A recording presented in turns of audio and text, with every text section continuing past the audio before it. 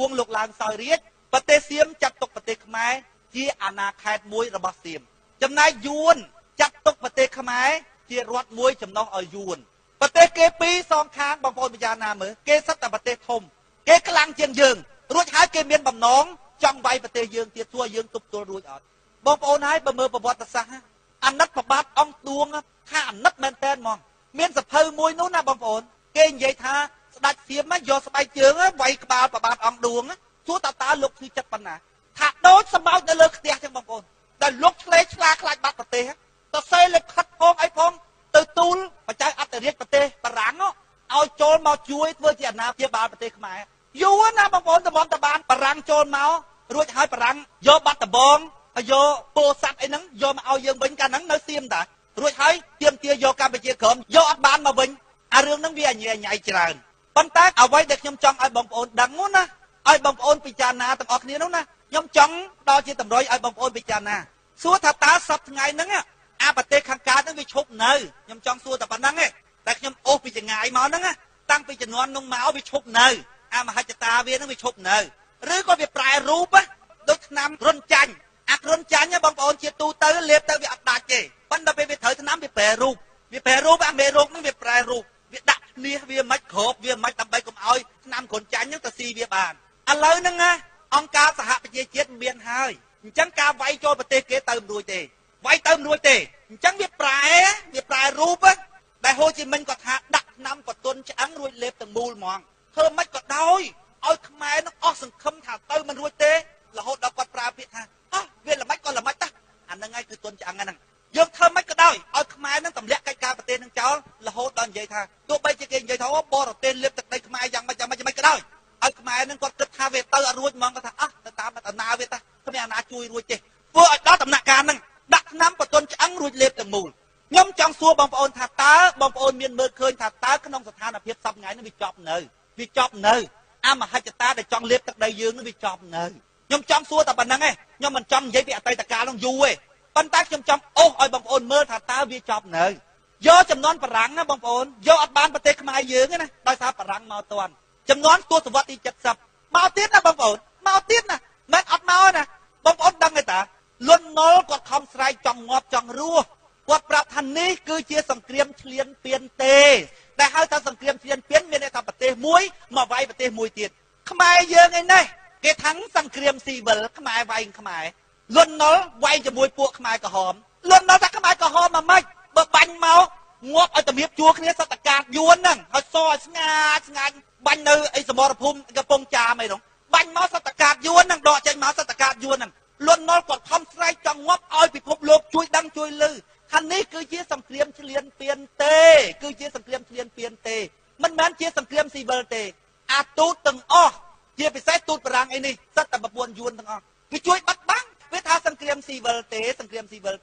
តាយើងទៅចូលដៃគេនោះទៀតបើតាយើងជួយស្រែកគាត់បានតិចតាយើងចូលដៃមួយគេទៀតលន់នល់ស្រែកចង់ងាប់បងប្អូនខ្ញុំអាណិតគាត់ណាបងប្អូនអាណិតណាខ្ញុំឃើញពេលនោះខ្ញុំក្តៅចិត្តមែនតើណាផែនការ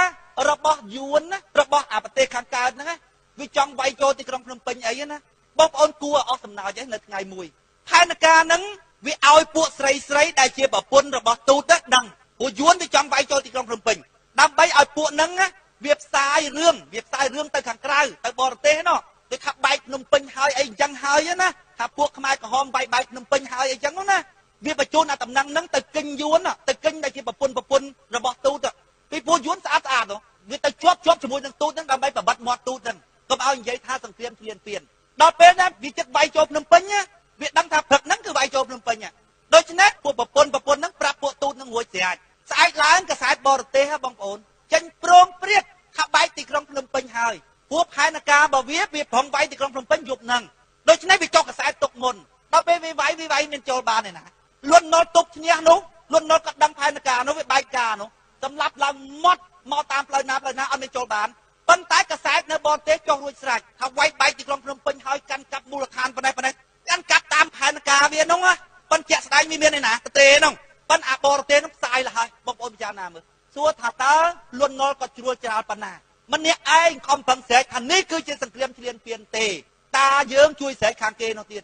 លន់នល់ថាអត់ទេនេះគឺជាសង្គ្រាមឈ្លានពានទេបើបាញ់ងាប់រេលណាបងប្អូន សស្ងាត់ស្ងាត់ជាងខ្មែរណាសបងប្អូនសស្ងាត់ស្ងាត់ហើយសតកាតយួនទាំងអស់ហ្នឹងសួរថាតើមហិច្ឆតាចង់លេបទឹកដីរបស់យើងនឹងពីយូរមកហើយនឹងឈប់អត់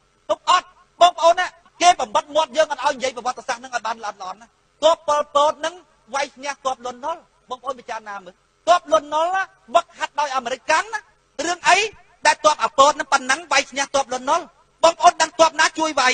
យិកុងដែលយើងលាក់ក្នុងព្រៃប្រហែលឆ្នាំហើយនោះវាទៅណាវិញបងប្អូនចាណាមើលដែលចេញមកច្បាំងជាមួយលន់នល់សម្លាប់ởក្នុងសមរភូមិបាញ់ទៅបាញ់មកពេលណាឈ្នះចាំតែមើលទៅសិតតែឃើញកាប់យួននៅទាំងអស់ទូតបរទេសសឹងទាំងអស់នៅស្រុកខ្មែរនៅស្រុកយួនស្រែកថាសង្គ្រាមនេះគឺជាសង្គ្រាមស៊ីវិលប៉ុលពតគឺពួកខ្មែរក្រហមពួកកុម្មុយនីសច្បាំងជាមួយនឹងពួកសេរីគឺពួកលន់នល់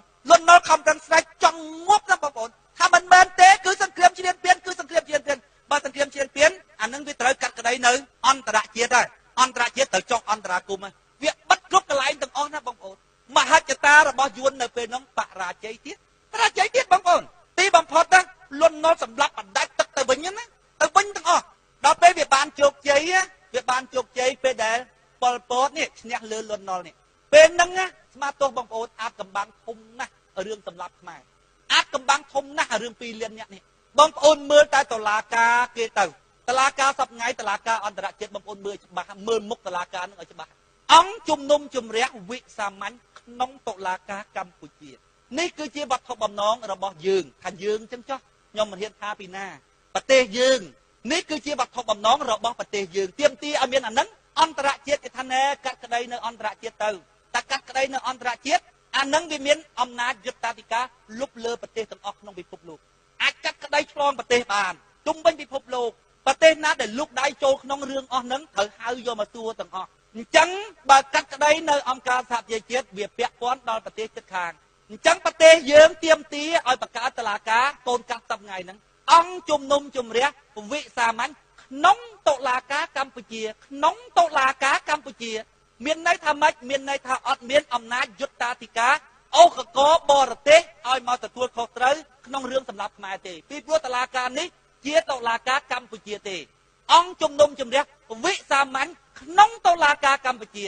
តុលាការមួយនេះបងប្អូនណាជាទឹកមគ្គធនយ៉ាងសស្អាតទៅលាងឈាមរបស់ប្រជាពលរដ្ឋខ្មែរដែលប្រឡាក់មុខឃាតករឲ្យស្អាតផូរផង់ឡើងនេះតុលាការមួយហ្នឹងគឺជាទឹកមគ្គធនយ៉ាងសស្អាតទៅលាងឈាមរបស់ប្រជាពលរដ្ឋខ្មែរដែលប្រឡាក់មុខឃាតករឲ្យវាស្អាតតែកាត់ក្តីរួចហើយចប់ហើយបងប្អូនខ្មែរយើងរមុខអាណាស្លាប់ខ្មែរអត់បានដឹងអាណាស្លាប់ខ្មែរកូនខ្មែរងាប់អស់2លាននាក់ខ្មែរចំនួនក្រោយនេះគិតតែរំជៀងនេះតែដឹងឯណាតែខ្វល់អីគិតតែពីរំhànhជៀងកូនរៃនេះអត់មានតែខ្វល់អីទេមិនដែលដឹងរឿងប្រទេសជាតិយ៉ាងម៉េចទេអញ្ចឹងបានពួកបរទេសនឹងនិយាយថាដើម្បីដោះស្រាយខ្មែរណាបើរដ្ឋាភិបាលគេបំបត្តិព័ត៌មាននឹងហើយអ្នកត្រូវធ្វើម៉េចនៅអ្វីដែលអ្នកយល់នឹងឲ្យខ្មែរយល់ដូចអ្នកដែរឲ្យដឹងដូចគ្នាដែរបានដោះស្រាយរឿងសពខ្មែររួចអញ្ចឹងបានពួកយើងប្រឹងខ្លាំងណាស់បងប្អូនមើលមុខតុលាការកូនកាត់មួយនឹងឲ្យបានច្បាស់នេះជាបំណងរបស់ប្រទេសយើងហើយពីណាតំណាងប្រទេសបងប្អូនយល់អន្តរជាតិទាមទារឲ្យមានតុលាការអន្តរជាតិយូរហើយកាត់ក្តីរឿងខ្មែរក្រហមពីព្រោះទោសនេះជាទោសដែលមានលក្ខណៈអន្តរជាតិជាបទប្រឡាយពូជសាសន៍ជាបទអំពើឃាតកម្មប្រឆាំងមនុស្សជាតិបទល្មើសធំ3ដែលត្រូវកាត់ក្តីជាអន្តរជាតិឧក្រិដ្ឋកម្មសង្គ្រាមបទល្មើសប្រឡាយពូជសាសន៍បទល្មើសឧក្រិដ្ឋកម្មប្រឆាំងមនុស្សជាតិបទល្មើសធំ3ហ្នឹងត្រូវយកទៅកាត់ក្តីជាលក្ខណៈអន្តរជាតិ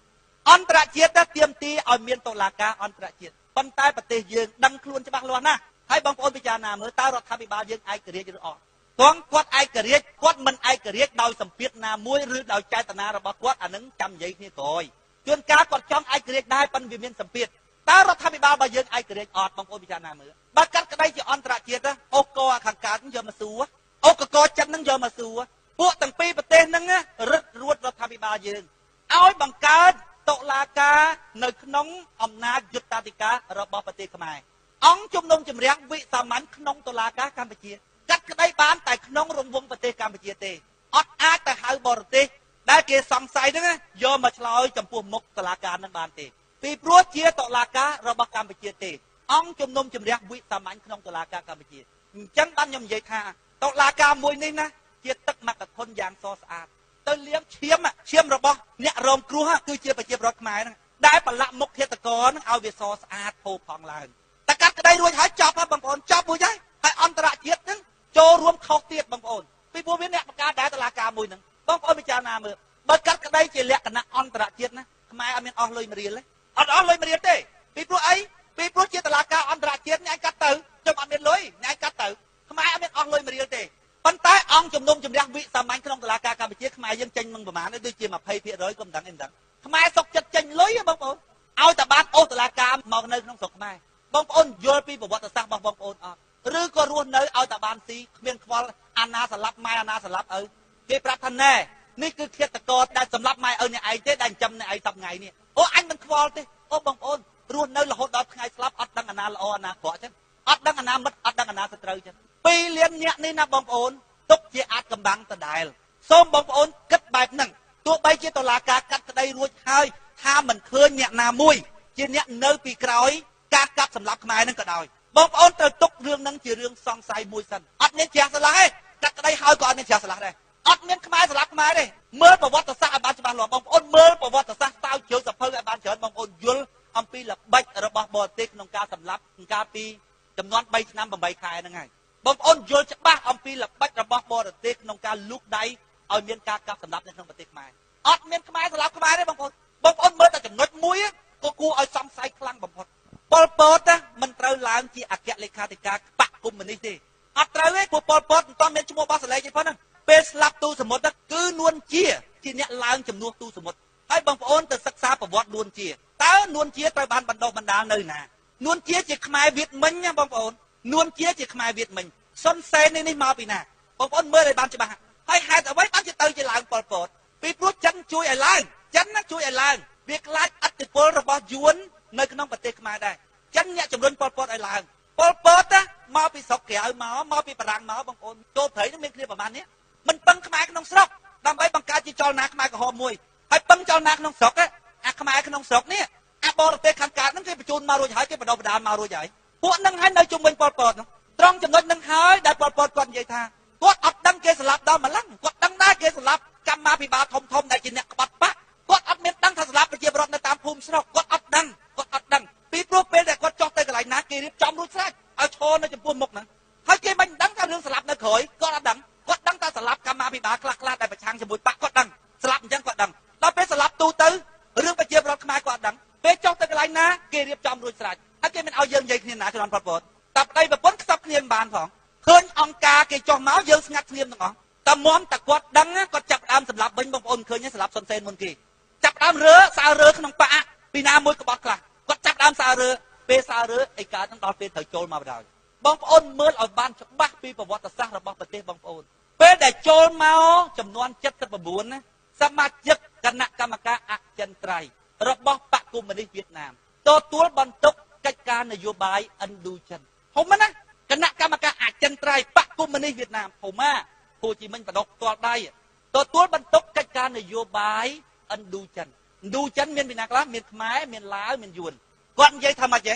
េនេះគឺជាឱកាសល្អចុងក្រោយបំផុត79វៀតណាមអត់មានឱកាសល្អចុងក្រោយណាទៀតទេនេះគឺជាឱកាសល្អចុងក្រោយបំផុតចូលប្រទេសកម្ពុជាមួយដងនេះគឺជន់ឲ្យលឹកមិនឲ្យហើយងើបមុខរួចទៀតដាច់ខាតពេលហ្នឹងណាបងប្អូនណាយើងបែកកូនបែកចៅពេលបែក79មកវិញក៏កំពុងតែរកកូនរកចៅគ្មានអាណាចង់បានអីទេអីវ៉ៃអីវ៉ាន់ដែលគេដឹកទុកតាមកន្លែងរួចហើយគេឲ្យចំណុចពងទៅនេះទៅយកគ្មានសល់ទេអូននឹងមិត្តទៅបងប្អូននឹងមិត្តរបស់បងប្អូនហ្នឹងមិត្តភាព10000ឆ្នាំបងប្អូនត្រូវការដែរមិត្តភាពបងប្អូនជាអីបងប្អូនជាឆ្លុះបងប្អូនជាកូនជាមហើយបងប្អូនជាកកតោហើយដើរទៅរាល់ថ្ងៃទឹកក្បែរគ្នាទៅមិត្តភាពបែបហ្នឹងមិត្តភាពដែលមិនស្មើភាពគ្នាណាមិត្តភាពសពថ្ងៃហ្នឹងគេថាមិត្តភាព10000ឆ្នាំរបស់គេនេះអូមិត្តចូលមកក្នុងប្រទេសគេកើបយកទ្រព្យរបស់គេ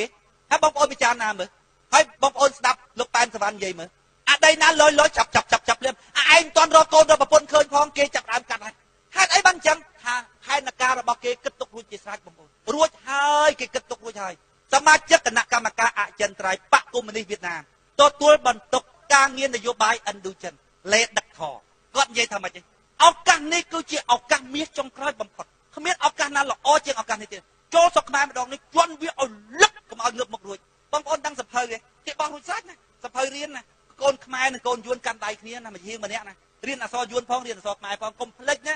ការពី